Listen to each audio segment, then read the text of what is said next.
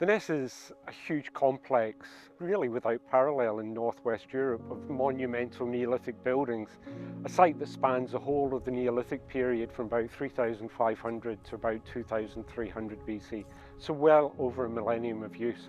And here we see a whole sequence of structures, ones being built on top of other ones, and creation of this huge mound that consists of buildings, mid-in deposits, rubbish, collapse, debris, and then the final act of covering the whole site at the very end of its life.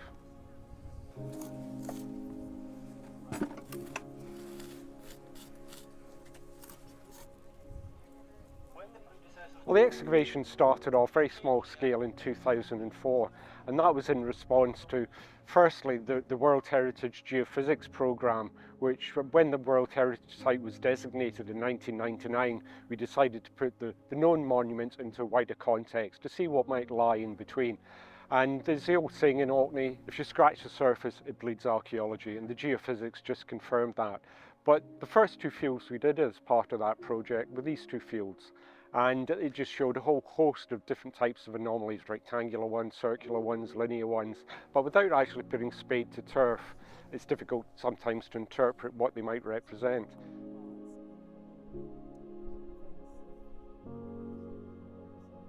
Our understanding of the site has developed hugely. It's been refined, it's been changed as we go along. You always have to keep an open mind as more pieces of evidence come to light. But you're basically looking at a site which during its main part of its life was a place of gathering where people came together from maybe not just across Orkney, but maybe from much, much further afield. The Ness has kind of thrown up so many questions and answers which are applicable not only in a kind of local context, but much, much further afield. Whether you look at the stone slated roofs or the paint on the walls or the painted pottery, it all has kind of implications for the study of the Neolithic throughout Britain and beyond.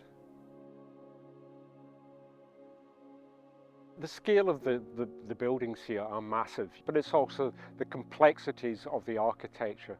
It's just quite superlative in some ways. You know, Structure 27 that we've just uncovered over in the far trench, Trench T, is really one of the finest bits of Neolithic masonry you'll see anywhere. The techniques, the architecture, the engineering really that's involved in some of these buildings. But it's also coupled with, for instance, the huge assemblage of Neolithic art that we've discovered. Well over 1,000 examples, more than the rest of the UK put together. But every aspect of the Ness is done on a monumental scale.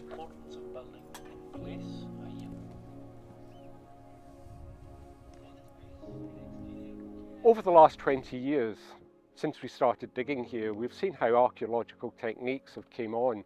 New technology that we utilise on site is kind of moving on in leaps and bounds. So in another 20, 30 years, when maybe somebody decides to reopen some of it, the technology that will be available will just be so much better than what we have today. But we can't leave the site open, because unlike Skara Brae, which is made from very hard, resilient beach stone, this is all quarried stone. And if you left it open, very quickly it'd start to delaminate and you'd end up with just a sea of rubble. But it's not just the cost of kind of, if we did leave it open, there's been suggestions, well, we could conserve it in situ, but the costs of that alone would be more than the actual excavation has cost. To be part of the Ness for the last 20 years since the inception of the project has just been amazing. It's some of the best archaeology you could ever encounter.